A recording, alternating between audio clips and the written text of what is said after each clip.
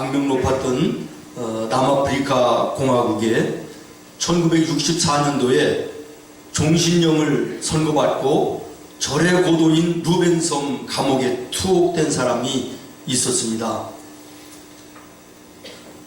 다리 하나 제대로 뻗을 수 없는 좁은 공간, 얼마나 힘들고 어려운 상황인지 말로 표현할 수가 없었다 그럽니다. 단지 그저 변기로 사용하라고 양동이 하나를 던져준 것 이외에는 그 감옥에는 아무것도 없었다 그래요. 그리고 편지나 면회는 6개월에 한 번 정도, 그 정도밖에는 할 수가 없었고요. 걸핏하면 간수들이 불러내서 구타하고 고문을 하고 짓밟히는 그런 세월들을 보냈다 그럽니다. 그동안에 아내와 자녀들은 살던 집을 뺏기고 흑인들만 모여 사는 저 변두리 한쪽으로 쫓겨가는 그런 신세가 되고요. 투옥된 지 4년 만에 소식이 들려오는데 어머니가 돌아가셨다라는 사망의 소식이 들려옵니다. 그러나 가볼 수도 없는 거 아니겠습니까? 그러고 나서 1년이 지났는데 이번에는 큰아들이 교통사고로 죽었다고 하는 소식이 들려와요. 그 감옥 속에서 얼마나 애가 탔겠습니까? 얼마나 힘들었겠습니까? 세월이 흘렀습니다. 투옥 14년 만에 큰딸이 결혼을 해가지고 아기를 낳아서 안고 면회를 왔어요. 그리고 이제 아버지한테 아이의 이름을 좀 정해달라 그렇게 얘기했더니 그때 그가 말없이 땡물에 꼬깃꼬깃 구겨진 종이 조각 하나를 윗주머니에서 꺼내서 딸에게 건네줍니다. 딸이 그 종이를 보면서 오열하는 거예요.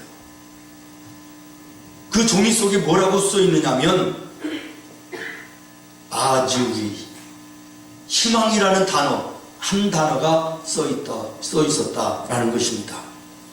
그 후에도요, 온갖 시욕을 겪으면서 13년을 더 수감 생활을 하고 마침내 이제 풀려납니다. 무려 27년을 그 절의 고도의 감옥에서 27년을 산 거죠. 그가 그렇게 풀려난 후에 남아공의 흑백 분리 정책을 철폐하고 남아공의 최초의 흑인 대통령으로 당선이 됩니다. 그리고 자기를 박해하고 고문하고 고통과 치욕을 안겨줬던 그 사람들을 용서하면서 인간의 고고한 삶의 방식을 보여주었습니다. 그가 세상을 떠났을 때 세계의 모든 언론은 그를 가리켜서 그가 인간의 품격을 한 단계 올려놓은 위대한 사람이었다라고 칭송하며 경의를 표했습니다. 그가 바로 넬슨 만델라입니다. 여러분, 그가 어떻게 그 긴 절망의 날들을 견뎌낼 수 있었으며 마침내 위대한 승리로 바꿀 수 있었는가라는 것입니다. 그는 이렇게 대답을 했답니다. 나는 위대한 변화가 일어나리라는 아주의 희망을 한 번도 포기한 적이 없습니다. 사람이 죽는 것은 힘들어서가 아니라 희망이 보이지 않기 때문인 것입니다. 저는 그 이야기를 들으면서 가슴이 뜨거워졌습니다. 교회 설립 32주년을 앞에 놓고 하나님께서 나에게 무엇을 말씀하시며 우리 성도들과 무엇을 나누어야 될까 기도하는 가운데 하나님이 주신 마음의 감동이 희망입니다. 오늘 우리가 교회로 볼 때 한국의 전체의 모든 교회들이 그야말로 위기 속에 있습니다. 예수 믿는 성도들이 그야말로 세상 사람들의 지탄과 비웃음거리가 되고 있고 목사들이 권위가 땅바닥에 떨어져 조롱거리가 되고 있는 이런 시대 아닙니까?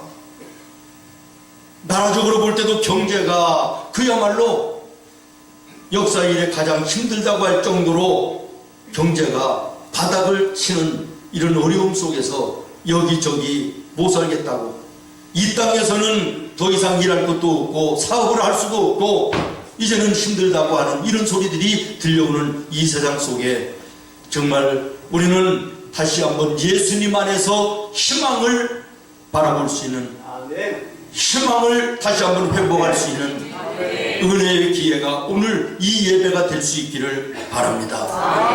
오늘 우리에게는 믿음이 있지 않습니까? 환경을 넘어선 하나님의 함께하심의 섭리를 볼 수 있는 믿음의 눈을 우리가 가져야 될 것입니다. 믿음이라는 것이 무엇입니까? 보이지 않는 것을 보는 것처럼 사는 거 아닙니까? 이루어지지 않은 것을 이루어진 것처럼 믿고 나가는 것이 믿음 아닙니까? 세상 사람들과 똑같이 절망할 일에 절망하고 한숨 쉴 일에 한숨 쉰다면 이게 어디 예수 믿는 성도의 모습인가 라는 것입니다. 지난 32년 우리 교회가 걸어온, 부주한 종이 목회하며 걸어온 그 길을 돌아보면 순간마다 힘들고 어려웠던 일들도 한두 가지가 아니었습니다. 더 이상 힘들어서 감당하기 어려운데 차라리 오늘 이 밤에 잠들었다가 깨어나지 않았으면 좋겠다. 그런 때도 한두 번이 아니고 이제 그만 예수님이 다시 오셨으면 좋겠다. 그런 생각을 할 때도 여러 번이고, 목회라고 하는 이 무거운 짐을 이제는 벗었으면 좋겠다라고 생각할 그런 때도 없지 않아 있었습니다. 그러나 그럴 때마다 하나님께서 곧 이 어려움을 변하여 복되게 하시고 답답함을 거두어 변하게 하시며 찬송으로 바꾸시고 간증되게 하실 것을 믿는 믿음의 희망, 믿음의 소망이 있었기에 오늘까지 여기까지 걸어온 것을 고백합니다. 사랑하는 여러분, 다시 말씀드립니다. 오늘 우리가 사는 이 세상이 참으로 힘들고 어렵습니다. 산처럼 가로막는 문제들이 얼마나 많이 있으며 골리앗같이 거대한 문제들이 얼마나 많이 있으며 내 힘으로 능력으로 도저히 감당할 수 없을 것 같은 여리고성과 홍해 같은 문제들이 우리 앞을 얼마나 가로막고 있습니까? 그러나 우리는 다시 말씀드립니다. 믿음의 사람들 아닙니까? 세상 사람들과는 달라야 될 줄로 믿습니다. 어려우면 어려울수록 모든 희망의 근원이 되시는 하나님을 바라봐야 되고 그 하나님 말씀 안에서 우리는 희망을 찾아야 될 줄로 믿습니다. 어두움에 밝은 빛을 비춰주시는 주님이십니다. 절망이 변하여 찬송이 되고 간증이 되게 하시는 전능하신 하나님을 오늘 우리가 믿음으로 다시 바라보는 은혜가 있기를 예수님의 이름으로 축원합니다. 예레미야서 32장에 보니까 예레미야는 나라가 풍전등화의 위기 속에 있을 때 친척이 찾아와서 밭을 사달라고 그럽니다. 그 당시에는 친척들끼리만 거래가 이루어질 수 있었답니다. 예레미야는 두 번 생각하지 않고 그 밭을 돈을 주고 삽니다. 주변의 사람들이 그 모습을 보면서 얼마나 비아냥거리고 조롱을 했겠습니까? 나라가 이제는 내일 모레면 망하는데 바벨론에 이제 뺏겨버리는 상황인데 전쟁이 일어나면 현찰이 필요한 것이지 땅이 무슨 필요한 것이냐. 그러나 예레미야가 산 것은 땅을 산 것이 아니라 밭을 산 것이 아니라 희망을 산 것입니다. 아멘. 오늘은 우리가 하나님 앞에 범죄하여 바벨론에 우리가 패하여 나라를 빼앗긴다 할지라도 우리 백성들이 하나님 앞에 회개하고 돌이키면 하나님께서는 언젠가는 이 나라를 회복하게 하실 것입니다. 아멘. 회복되는 그날 이 땅은 하나님의 영광을 위한 아름다운 땅이 될 것이라고 하는 믿음이 그에게는 있었던 것입니다. 아멘. 그런 믿음의 희망이 그에게는 있었던 것입니다. 아멘. 다시 말씀드립니다. 사랑하는 여러분, 세상 사람들과 똑같이 답답한 일 앞에 절망할 일 앞에 한숨 쉬고 절망하는 이 모습이 오늘 나와 여러분의 모습이 되어서는 안 될 줄로 믿습니다. 아멘. 어려운 환난과 핍박과 환경의 여의치 않음, 가로막는 문제들을 앞에서도 예수님의 이름으로 희망을 볼 줄 아는 믿음의 성도들이 되기를 바라고 아멘. 그 희망 가운데 사는 나와 여러분 되기를 예수님의 이름으로 축원하고, 여기서 끝나서는 안 됩니다. 한 걸음 더 나가 절망하는 사람들에게 희망을 나누어 주는 전도자들이 되어야 될 것입니다. 저는 오늘 골로새서를 읽으면서 마지막 부분에 마음에 뜨겁게 눈이 열려 들어오는 말씀이 있었습니다. 15절 말씀, 눈바와 그 여자의 집에 있는 교회에게 문안하라, 이 말씀이었습니다. 그 당시에 가정의 교회들이 있었던 것은 이상한 일이 아니었습니다. 지어진 교회가 없었으니까요. 믿음 좋은 성도들의 가정에서 믿음 있는 성도들이 모여서 예배 드리던 그런 때였으니까 뭐 이상한 것도 아니고 놀라운 것도 아니지만, 저는 이 말씀을 오늘 현 시대에 우리 교회와 우리 성도들을 한번 생각하면서 제2차의 교훈을 받게 된 것입니다. 다시 말하면 오늘 나와 함께 신앙의 생활을 하고 있는 우리 성도들의 가정에 교회가 있는 것일까? 여러분, 만약에 예수님께서 지금 이 시간에 여러분을 찾아오셔서, 얘야, 눈바의 집에는 교회가 있었는데 너의 집에는 교회가 있니? 이렇게 물으신다면, 예, 우리 집에는 교회가 있습니다 라고 자신있게 얘기할 사람이 얼마나 있을까라는 거야. 사랑하는 성도 여러분, 여러분의 가정에 교회가 있습니까?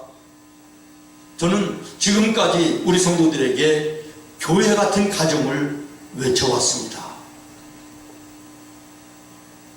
가정 같은 교회를 외쳐왔습니다. 여러분의 가정에서 교회의 모습이 발견되어야 된다고 외쳤습니다. 여러분의 가정에서 교회의 모습이 발견됩니까? 여러분의 가정에서 찬송하며 기도하며 말씀을 나누는 아름다운 일들이 여러분의 가정에서 이루어지고 있느냐고 말씀하는 것입니다. 주일날 한번 예배 시간에 나와서 예배 드리는 이것으로 신앙생활 전무한 것으로 알고 예수 믿는, 아니 교회 다니는 사람들이 얼마나 많은지 모르겠습니다. 예배 시간에 아멘이 되어지고 은혜가 되어지고 거룩한 결단이 이루어지고 나의 잘못이 회개되어지고, 그래서 내 마음속에 찬송과 감사와 기쁨이 넘치면 이 모습이 여러분의 가정에도 변함없이 거기에 계속되어야 된다는 것입니다. 여러분의 일터에서도 이 모습이 그대로 계속되어야 된다는 것입니다. 그런데 교회 안에서는 이 교회의 모습이 있는데 가정에 돌아가면 교회의 모습이 온데간데 없이 사라지는 것입니다. 일터에 돌아가고 세상에 돌아가면 변함없이 세상 사람들과 다를 바 없는 신앙의 모습, 세상 사는 모습이 그대로인 것이 오늘 나와 여러분의 모습은 아닌가라고 하는 것입니다. 사랑하는 성도 여러분, 눈바의 가정에는 교회가 있었다는데 여러분의 가정에는 교회가 있습니까? 여러분의 가정에 교회가 있기를 예수님의 이름으로 축원합니다. 우리의 가정에 교회가 있으면요, 내 가정의 절대 권위가 바로 세워집니다. 아멘. 하나님을 절대자로 인정하는 가정은 가정의 질서가 바로 설 수밖에 없는 것이에요. 요즘에는요, 부모라 할지라도 자식들에게 재산을 남겨주고 공부를 많이 시켜주고 어떤 배경이 되어줘서 힘이 되어줘야 부모의 자격이 있다 그래가지고 부모 대접을 해주지, 이런 능력이 없으면 자식들도 부모를 부모답게 여기지 않고 존중하고 인정하지 않는 세상이 됐습니다. 가정의 위기 질서가 빠그러졌어요. 허물어졌어요. 가정이 이렇게 부실하고 흔들리고 무너지니 이 나라가, 이 사회가 건강할 수 있습니까? 그러나 하나님의 교회가 가정에 있는 가정은 가정의 절대 질서가 바로 되는 거예요. 왜? 하나님이 나의 부모로 세워주셨기 때문에 부모인 것이에요. 어떤 부모의 자격이 어디 있어요? 하나님이 세우셨으니 부모님이시지요. 재산을 남겨주지 않는다 할지라도, 많이 가르쳐주지를 못해도 세상 사람들과 비교해서 형편이 없는 부모라도 하나님이 나의 부모로 나의 가정에 세우셨으니 부모인 것입니다. 가정의 교회가 있는 집은요, 가정의 절대 권위가 서는 거예요. 그러나 가정의 교회가 없는 집은 그렇지 않습니다. 아내의 자격, 남편의 자격, 자녀의 자격, 부모의 자격으로 가정의 질서가 세워지는 것이 아니라 하나님이 세우셨기에 세우시는 거예요. 부모는 부모로서, 아내는 남편은 남편으로서, 아내로서 이 질서가 바로 되어야 가정이 가정다워지게 되는 것입니다. 오늘 이 시대는 아버지들의 권위가 땅바닥에 떨어져 있어요. 하나님의 창조의 질서에 잘못된 거 아닙니까? 가정의 육신의 호주는 아버지여야 됩니다. 영적인 호주는 기도하는 사람이어야 됩니다. 하나님이 지으신 창조의 질서에 어그러짐이 없는 우리 생문의 모든 성도들이 되기를 예수님의 이름으로 축원합니다. 내 남편 하나님이 짝지어 주셨으니, 내 아내 하나님이 짝지어 주셨으니 나는 여기에서 불만이 있고 힘들어도 예수님의 이름으로 기도하며 이겨내야 된다. 이게 믿음의 가정, 가정의 교회가 있는 가정의 모습 아니겠습니까? 다시 말씀드립니다. 여러분의 가정에 질서가 바로 서 있습니까? 저는 지금도 잊혀지지 않는 것이, 우리 둘째가 대학을 졸업하고 기뻐갖고 뛰어들어와가지고 아빠, 밖에 나가 있는 엄마를 빨리 들어오시라고 해서 기도해 주세요, 무릎 꿇고 기도해 달라고 그러던 그 모습이 지금도 생생하고, 우리 큰아들이 목사 안수를 받고 집에 돌아와 무릎 꿇고 아버지 저에게 안수를 해주세요. 저는 하나님의 교회가 우리 가정에 있음이 얼마나 감사한지, 하나님이 세우신 가정의 질서가 바로 되어 있음이 얼마나 감사한지 감사했습니다. 여러분의 가정에 질서가 바로 서기를 바라요. 그러기를 원한다면 여러분의 가정에 교회가 있어야 될 줄로 믿습니다. 그 다음에 여러분의 가정에 교회가 세워지면 가정의 절대 가치가 달라집니다. 돈이 많다, 그래야 행복하다, 건강하고 오래 살고 사회적인 지위가 있어야 그것이 인생의 행복이다라고는 세상적인 가치 기준이 아니라, 여러분의 가정에 교회가 있으면 예수 그리스도가 인생의 절대 가치임을 깨달아 알게 된다라는 거예요.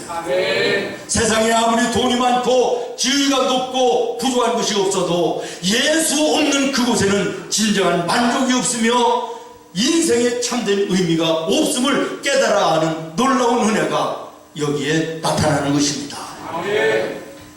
여러분의 가정에 무엇을 위해서 정신없이 모든 가족이 힘써 뛰고 있습니까? 예수님이 함께 하심 속에 뛰는 가정은 아름다운 가정, 소망 있는 가정이지만, 예수 없이 아무리 힘쓰고 아무리 뛰어서 세상 모든 것을 지인다 할지라도 그 끝은 허무인 것입니다. 나의 가정에 교회가 있을 때 인생의 절대 가치를 분명히 하게 되는 것입니다. 인생의 절대 가치는 세상과 물질에게 있는 것이 아니라 예수 안에 있음을 발견하는 것입니다. 이 발견이 여러분의 가정에 있기를 예수님의 이름으로 축원합니다. 우리가 잘 아는 욥, 성경에 보면 동방에 제일 가는 부자였다 그랬고요. 솔로몬은 주변 나라들이 모두가 부러워하는 부귀영화를 제일 많이 누렸던 왕을 우리가 너무나도 잘 압니다. 그들이 인생 말년에 공통적으로 고백하는 것이 무엇입니까? 재물로 기쁨을 삼는 것을 나는 포기하겠다는 것입니다. 내가 세상의 재물로, 물질로 전부 다 누려봤지만 거기에는 결국에는 허무였다는 것입니다. 하나님을 만날 때 거기에 가치가 있었고 의미가 있었고 거기에 참된 만족이 있었음을 고백하고 있지 않습니까? 사랑하는 성도 여러분, 오늘 여러분의 가정의 가치 기준이 무엇입니까? 무엇을 위해서 정신없이 바쁘고 계십니까? 무엇이 중요하고 무엇이 앞서가야 될지를 모르는 인생을 혹시 살고 있지는 않습니까? 우리 은혜가 오늘 처음 교회에 나왔는데 어린아이들이 태어나면 공통적인 세 가지가 있답니다. 첫 번째는 무조건 운다 라는 것이고, 울었지요? 은혜도? 네. 낳았으면 울어야 되는 거예요. 못 울면 그게 문제가 큰 것이에요. 두 번째는 뭐든지 손에 닿으면 잡으려고 하는, 그 다음에는 세 번째는 발버둥 치는 거예요.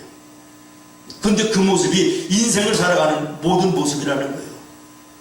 좋아서 기뻐서 울고, 답답해서 울고, 슬퍼서 울고, 감동해서 울고, 우는 것이 우리 인생이라는 거예요. 돈이든 명예든 뭐든지 찾고자 특히 쥐고만 하고자 하는 이것이 우리 인생이라는 거예요. 뭔가를 얻기 위해서 일생을 발버둥 치는 것이 인생인데, 그러나 결국이 무엇이냐? 죽을 때는 아무것도 없는 빈손이다라는 거예요. 사랑하는 여러분, 여러분이 무엇 때문에 정신이 없으십니까? 무엇 때문에 바쁘십니까? 혹시 먹고 사는 그것 때문에, 눈에 보이는 그것 때문에 그것을 얻고 붙들기 위해서만 정신없이 바쁘신 건 아닙니까? 인생의 절대 가치가 무엇인가를 다시 한번 확인하는 은혜가 이 아침에 있기를 예수님의 이름으로 축원합니다. 우리의 집에 교회가 있으면 절대 가치가 달라지는 거예요. 예수여야 되는 줄로 믿습니다. 예수님이 복의 근원이십니다. 우리가 그 예수님과의 관계가 먼저 바로 돼야 여러분이 추구하는 세상적인 모든 육신적인 모든 물질적인 모든 것이 바로 됨을 다시 한번 기억하시기를 바라요. 이것을 모르는 사람은 없는데 아는 대로 행하는 사람은 별로 많지 않습니다. 이것이 문제인 것입니다. 말씀을 마칩니다.